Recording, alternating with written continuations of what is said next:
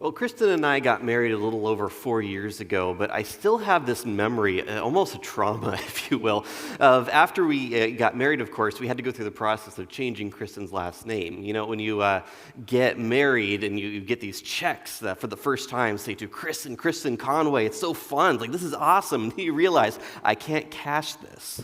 Because at the moment, we don't actually have a joint bank account. To get a joint bank account, we have to have the names line up. And to get the names line up, well, there's a whole lot of things that you have to do. And the process is actually really daunting, and it's actually very hard to get good information on what you're supposed to do. At one point in time, we figured out that we had the marriage license, and so the next step involved going to the Social Security Administration to get the Social Security card with her new name on it. We had to do that before we got to the DMV, or everything was going to be out of whack, we were going to get turned away. And these are both kind of scary experiences. I mean, they're just institutions, they're just offices, but you're never really sure if you're bringing everything with you that you need to accomplish the goal. And so I remember Kristen wanted to knock out both of these on a particular Friday, and I said, hey, that's a great idea, go for it. And she said, you're coming with me. Like, what am I going to contribute to this process? I can do nothing for you here. And she didn't use these exact words, but the sentiment was something like this. I'm giving up my last name, you're giving up your Friday. And so off we went to the DMV and then first, of course, the Social Security Administration office, trying to just navigate this whole crazy experience, perpetually afraid that we'd messed something up and that we're not going to quite get this all right. So that was always a challenge. But you know, when you're going into something you don't understand, something that's different, something that's unfamiliar, something where you're not really an expert, something where you don't quite know how things are going to play out, it can be a little bit anxiety-producing. It can be challenging. We don't usually like to do those kinds of things. However, the reason I went that day wasn't because I could tangibly do something to make the outcome different. It was because going on those uncertain journeys where the road ahead is just a little bit foggy, those journeys are easier to make when you go with someone that you trust. And that's what we're going to look at today. We're finishing up our series that we've been calling Promise Keeper. And this series has looked at the life of Joseph, starting from the time that he was a boy of 17. And he began seeing these visions and this promise from God that one day he would have a position of significant influence where people would even bow down to him. But at that time, he didn't know what it meant. He didn't know what it looked like, and it created a lot of actual family tensions because his family didn't know what it would look like either, and they weren't particularly pleased with these visions. And so we followed Joseph through his story of being sold into slavery by his brothers, doing well in the house of the person who owned him, but then also being accused of something that he didn't do and being thrown into prison, but then being called upon by Pharaoh to interpret dreams, and then subsequently being given essentially the keys to the kingdom and becoming the number 2 person in all of Egypt. And last week, we left off with Dave talking about the time that Joseph and his brothers finally got reunited. When his brothers were desperate for food, it was Joseph who was the one who was going to help them out. And it was a long several chapters. It was a complicated family dynamic.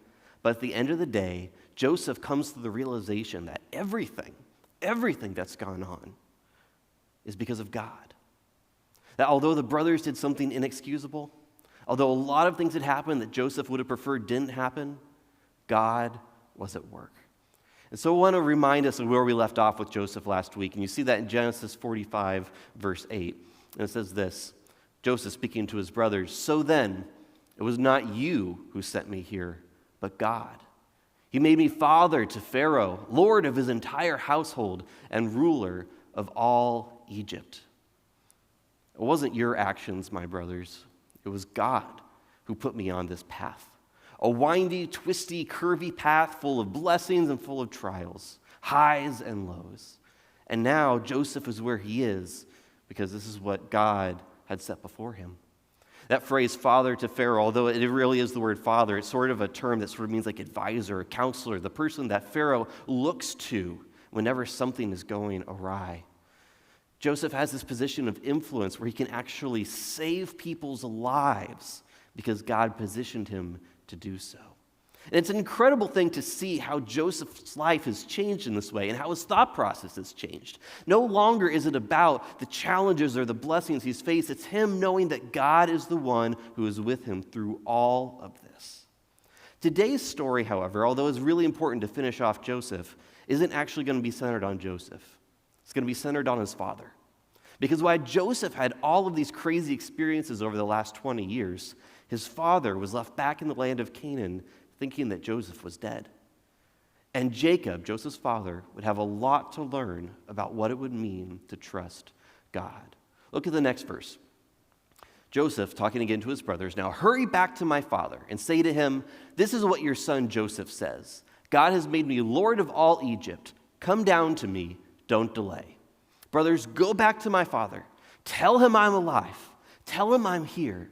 And tell him that I want to see him." Now, Joseph probably knew this was going to be a challenge. He was only just starting to trust his brothers. And he knew he was already putting them in an awkward circumstance. I mean, how are they supposed to tell Jacob that Joseph was alive? They were the ones who essentially created the whole lie that he was dead in the first place. They're supposed to go back and fess up. So we did this thing 20 years ago, and it wasn't what we said it was. Are they supposed to continue to compound the lie? It's going to be tricky. It's going to be a hard sell. I mean, how are they actually going to convince Jacob that Joseph is alive after 20 years?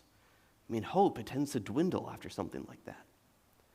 But amazingly, this wasn't going to even be the hardest sell because Joseph needed his brothers to convince Jacob of one more thing. He says this in the next verse. "You shall live in the region of Goshen and be near me, you, your children and grandchildren, your flocks and herds, and all you have. I will provide for you there, because 5 years of famine are still to come. Otherwise, you and your household and all who belong to you will become destitute.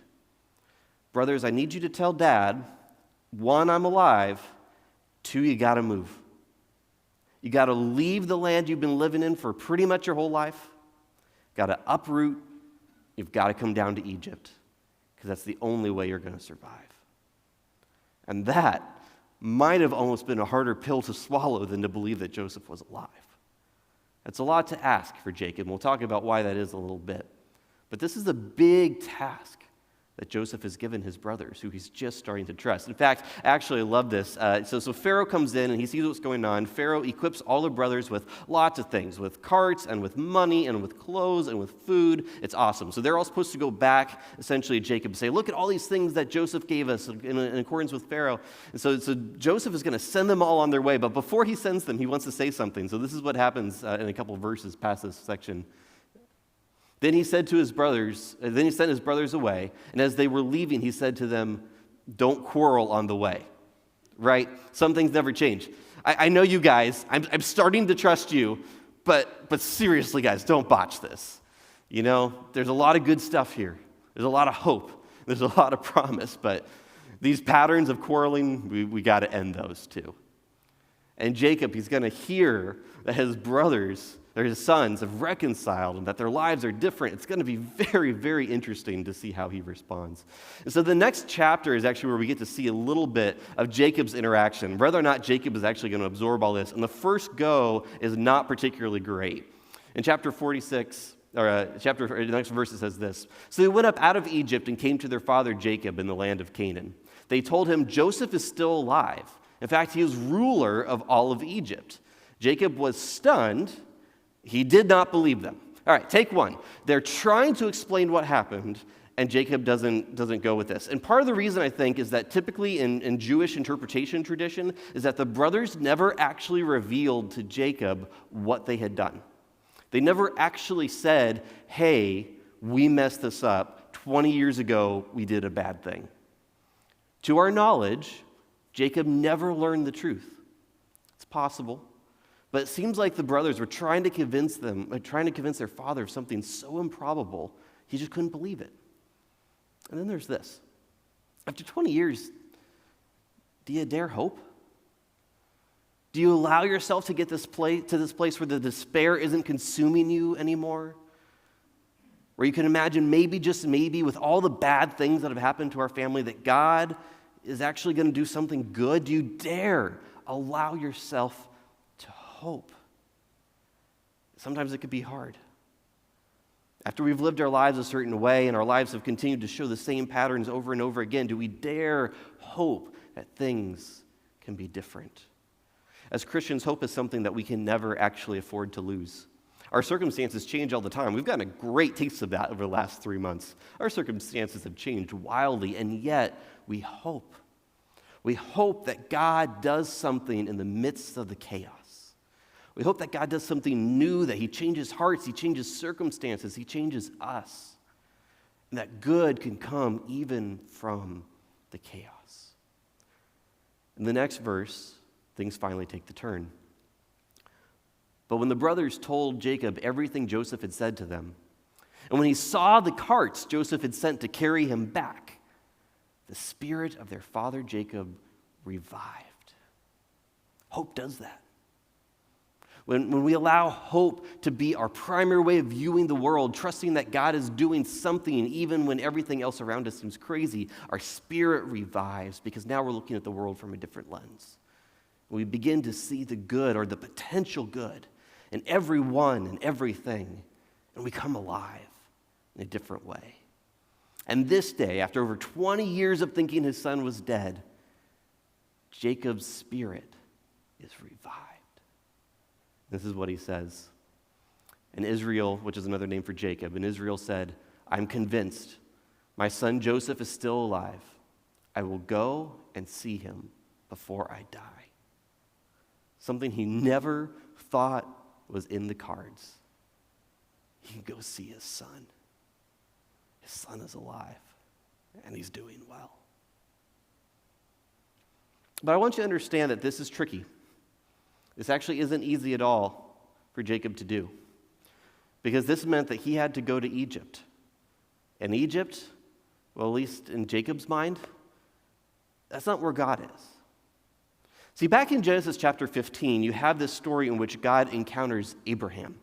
And when he encounters Abraham, God gives Abraham promises about how all of his descendants will make a great nation, but he ties it to the land. And so this is what you see in Genesis chapter 15. On that day, the Lord made a covenant with Abram and said, to your descendants, I will give this land from the Wadi of Egypt to the great river, the Euphrates. This big chunk of land that we call Canaan and would eventually become what we know as Israel. This is the promised land. And it's here on this land that you're supposed to become a great nation. And that land was promised to Abraham's son Isaac. And Jacob himself had a vision with God back in Genesis 35 in which God confirmed with Jacob, this is the land, this place. This is the promise that I made to Abraham and I make to you. And now Jacob is confronted with this very confusing reality. What happens if I leave this land? Because this land is where God is. This land is where God's promises are. I mean, it almost seems absurd to say it out loud, right? But I actually think we do the same thing sometimes. There's places in our life that are comfortable, things that we get used to, places where we have seen God at work in the past, and we go, as long as I stay in that bubble, well, I can expect kind of how God might function there. Some things that we take for granted. I mean, did any of us really think that we weren't going to be able to come onto a church campus to worship for weeks on end?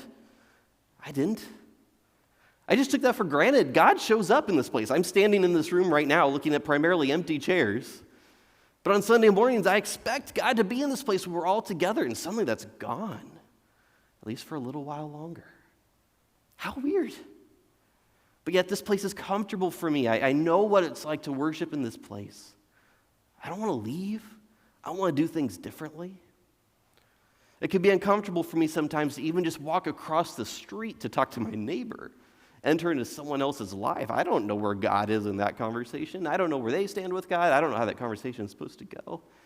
That stuff gets complicated. We don't want to leave what is familiar to us most of the time because that's where God is, right? We've seen God at work there.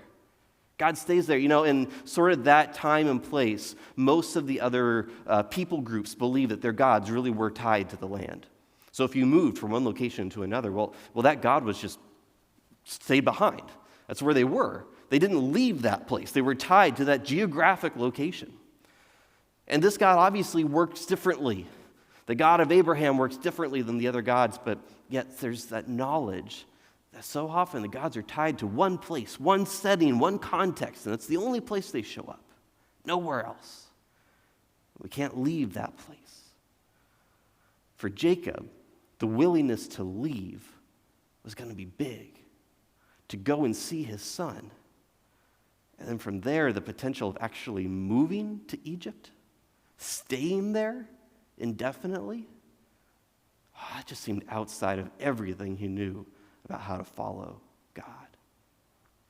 And yet he's excited to see his son. So you see this in chapter 46. Begin the journey with Jacob. So Israel set out with all that was his. And when he reached Beersheba, he offered sacrifices to the God of his father Isaac. And God spoke to Israel in a vision at night and said, "Jacob, Jacob."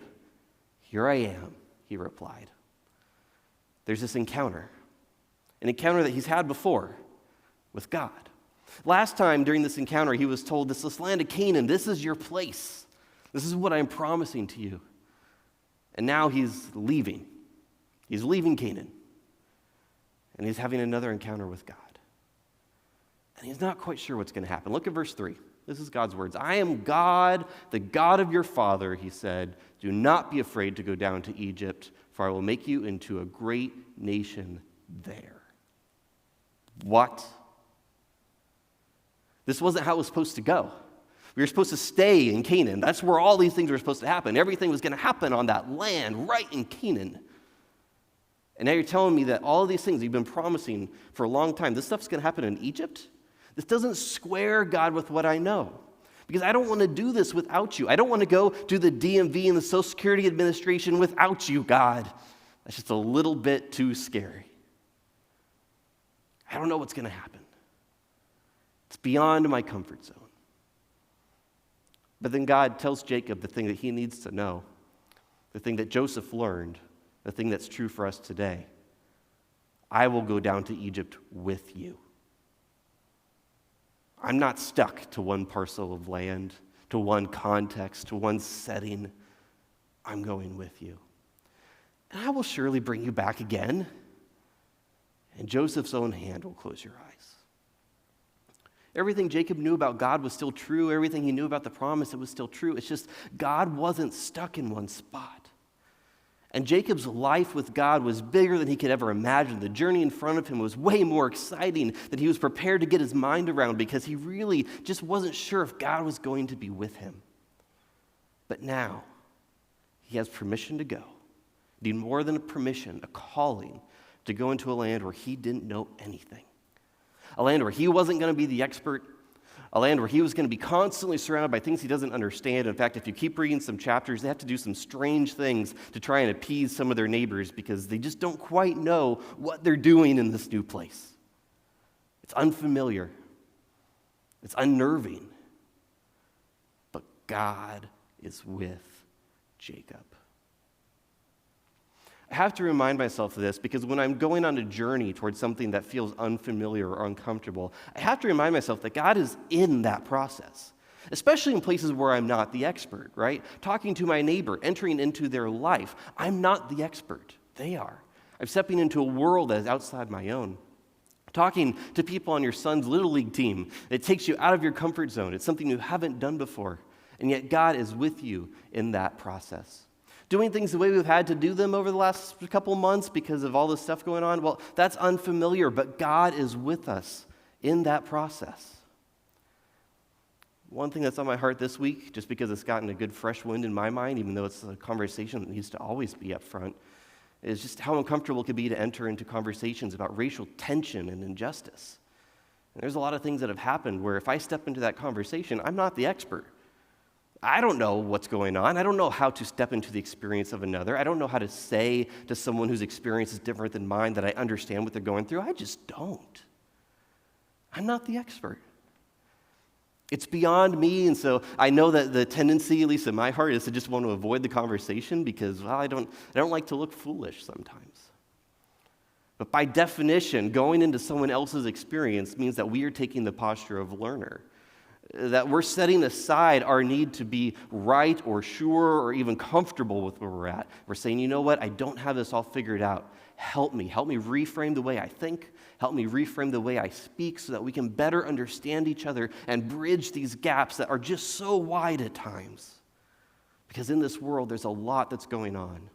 A lot I can't understand, a lot that's beyond me, but God is in those conversations too. In fact, he asks us to step into them. He asks us to go down to Egypt, to things that are unfamiliar and uncomfortable. But we do it because God is with us. The rest of the story of Israel is going to involve a lot of uncertainty. They're going to step into things that are way outside their comfort zone. There's going to be times where they would just wish that God would just give them a little bit more clear direction. But God was always going to be with them. He was going to walk with them through a desert. He was going to be with them as they took back the land that was promised to them. He was going to walk with them as they became a nation. And God's promises were never going to go away because he was with them even in the midst of the uncertainty. There's a story that's been floating around in a number of different publications at this point. It's the story of ethicist John Kavanaugh and his experience with Mother Teresa. He was at a point in his life where he was trying to figure out what he was going to do next, and he was having a hard time coming to a decision. And so he thought that by visiting Mother Teresa and seeing the ministry that she had in the home of the dying, that just perhaps it would give him some sense of what he's supposed to do next. And so he shows up and he talks to Mother Teresa, and they're having this conversation, and Mother Teresa asks him, "What can I do for you? What can I pray for you for?" And John, carrying this burden with him from the United States, says, I just need clarity. Can you pray for clarity? And Mother Teresa says, "No, I will not do that." And slightly confused, John Kavanaugh asks her, "Well, okay, why is that?" And she says, "Clarity is the thing that you are clinging to that you need to let go of." He says, "Okay, but I look at your life and it seems like you have tons of clarity." And Mother Teresa said, "I've never had clarity. What I've had is trust. I will pray that you trust God." Clarity we don't get. But going on these uncertain paths with uncertain destinations, and things where we're not the expert, things that are beyond us at times, seasons like the one that we're in, where we just don't know how things are going to resolve themselves, they're hard, but clarity is not our goal. Trust is.